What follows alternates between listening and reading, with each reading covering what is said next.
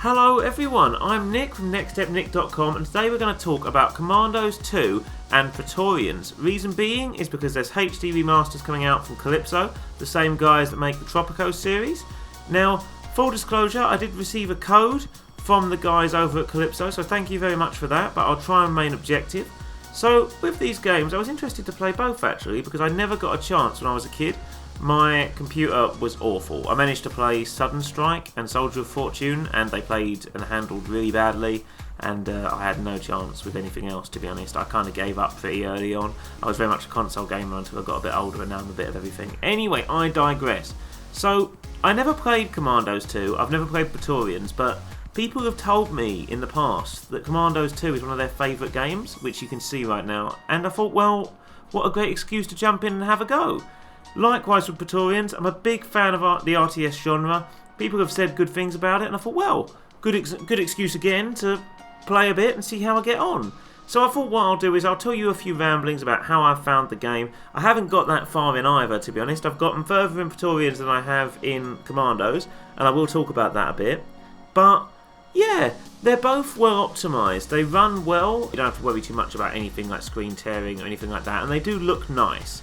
They're dated to an extent because of what they are. I mean, Praetorians especially looks like an older game just because there's so much competition, and the art style itself doesn't particularly lend itself to sort of that timeless quality.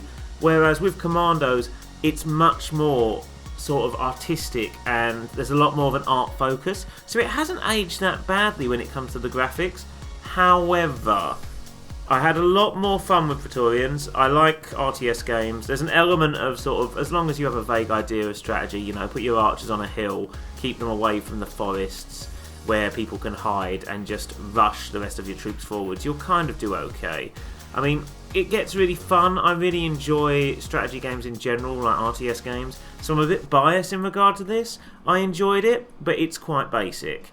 If you're a fan of the original game, and I think this goes for Commandos as well, if you're a fan of the originals, then you're going to like the HD remasters, let's put it that way. I think the sense of nostalgia that you're going to get from these, alongside the fact that they do run pretty well, is going to see you through.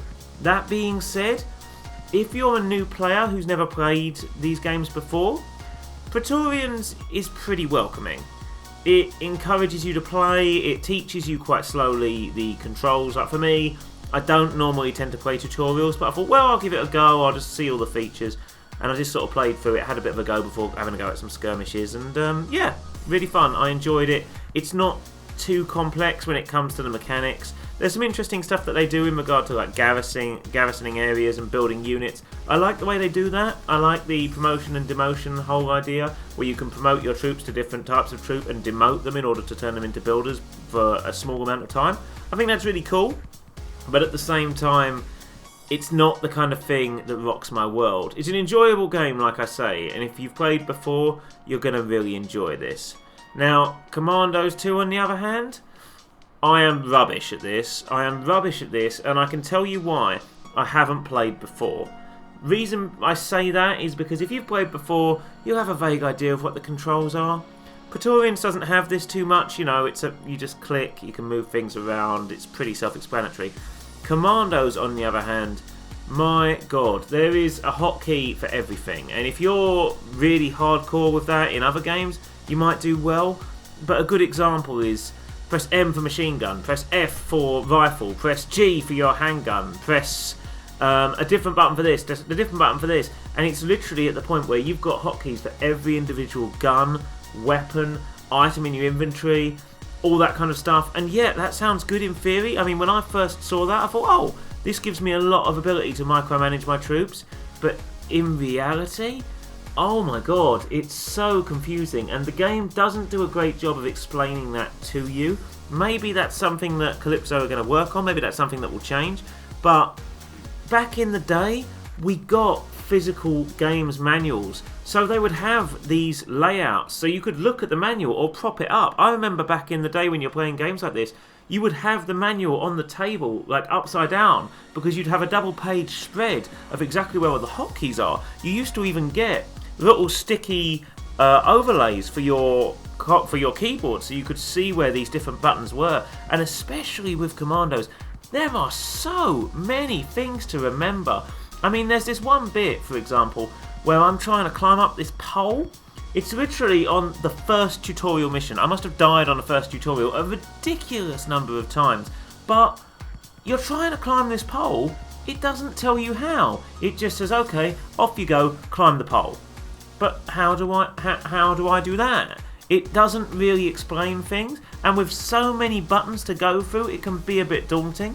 Don't get me wrong, I got it in the end, and it wasn't like the kind of thing that's a deal breaker for me, but at the same time, I feel like if you're a new player, you might find this difficult. You might find that there are so many prompts and so many abilities that aren't fully explained. You're gonna be a bit lost. You might find that you die a lot, and it can get really frustrating. I mean, with the telephone poles, for example, as I mentioned, it doesn't tell you how to do this. It just tells you that you should do this. So I was just walking around and just clicking all over them. I knock a few guards out, I get rid of the threat, and I just wander round and round and round the pole. Like I try clicking it with W, which is inspect, and then I try clicking it with something else, and something else, and something else. And I don't realise I need to press shift. But it got to the stage where I use a dual monitor setup.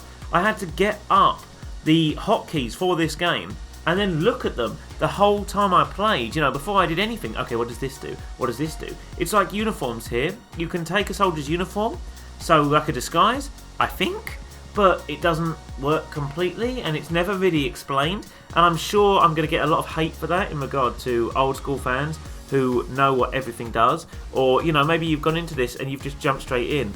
But I'm not saying this is a bad quality in the game, as in, okay, this is an awful game because of this problem. I'm saying that if you're looking to bring this series back, if you want new players to try and enjoy these, for example with me, I came into this expecting it to be a certain kind of thing. I was really excited to play it. I remember playing Desperados, which was a very similar cowboy-esque themed game. Really loved it. And I liked the premise of this. I really like the idea of going out and doing these things and figuring out exactly, you know, how to do these missions well. I love games like Hitman and methodical games that encourage you to, you know, basically save scum, let's be honest, and practice and trial things and try out new different techniques to win at levels. That's really exciting for me. I really like the idea of doing that, but at the same time, you've got to give me a bit of a basis. You've got to ease me into this, because at the moment, you go literally from 0 to 11 so fast. There's so many things that aren't fully explained, and that's a problem for a new player. If you're coming back to this because of nostalgia, you're going to enjoy it. It looks good, it plays well, it's optimised well, and it's just an enjoyable game. But if you're playing it as a new player, it's really frustrating. It's really frustrating. I think what it is that I expected a certain thing. Like when the plans come together, it's really satisfying when you finally achieve your mission, and that was what I was after. That very, and I'm going to be cliche here, that very Dark Souls-esque or Hitman-esque feeling when you manage to do something and you get that little pump, like, yes, I've managed to do something complex here, I've planned for something, I've achieved something, and I've overcome a goal, and you feel really good about yourself. But the problem is that there are so many points where, okay, we need to punch this guy. What is it again? Q, W, E, R, M, F, P. Oh no, I pressed L and I've got my lipstick out. I mean, there's an element of, it just gets a bit too complex. I'm only showing here a couple of the tutorial missions. Only reason being is that I got a little bit further. But I'm not very good at this game. I'm not very good, and it's not great viewing. But I think it's one of those games where I would definitely recommend giving it a go. But I think you really need to understand that there is a really distinct difficulty curve here. You need to know what these controls are, and it is quite overwhelming. It's pretty overwhelming. That being said, like I say, if you're a fan of the series, you're going to really enjoy this. I mean, it's pretty harsh, but let's be honest, older games are. It goes, like I say, from 0 to 11 pretty fast. If you haven't planned well, you're dead. Let's be honest, you die a lot. But yeah, both interesting games.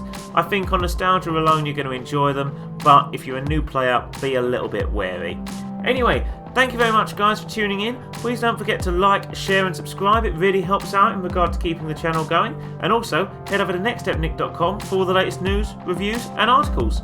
Thank you very much for tuning in, and goodbye.